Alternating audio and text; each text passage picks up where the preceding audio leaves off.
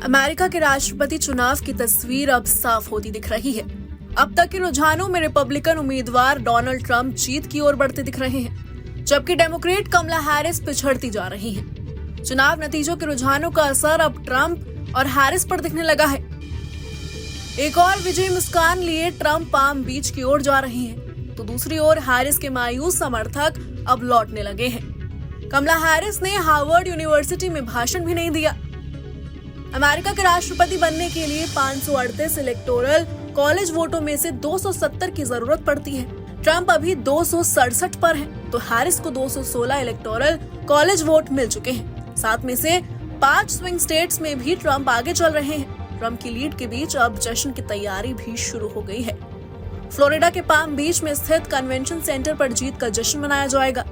Trump कभी भी यहाँ पहुँच सकते हैं। उनके आने से पहले ही हजारों समर्थक यहाँ पहुँच गए हैं।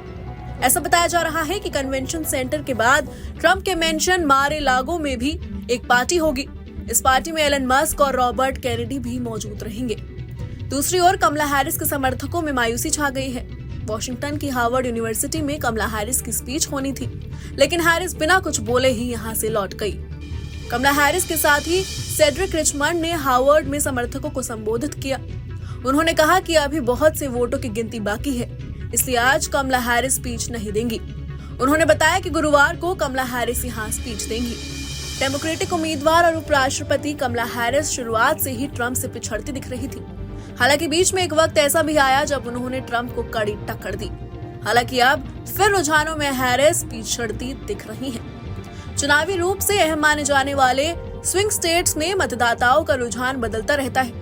स्विंग स्टेट्स के पेंसिल्वेनिया में डोनाल्ड ट्रंप और कमला हैरिस में कड़ी टक्कर नजर आ रही थी। पेंसिल्वेनिया सबसे बड़ा स्विंग स्टेट है, जहां 19 इलेक्टोरल वोट्स हैं।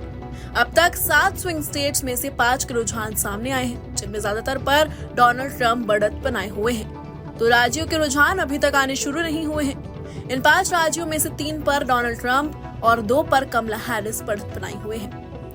अमेरिका में कुल 538 वोट के लिए मतदान होता है। 270 या उससे अधिक निर्वाचक मंडल वोट पाने वाले उम्मीदवार को चुनाव में विजेता घोषित किया जाता है।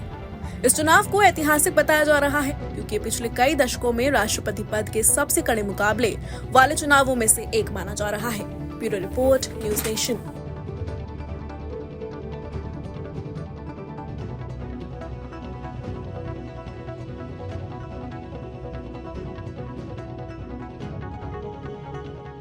न्यूज नेशन अब व्हाट्सएप पर।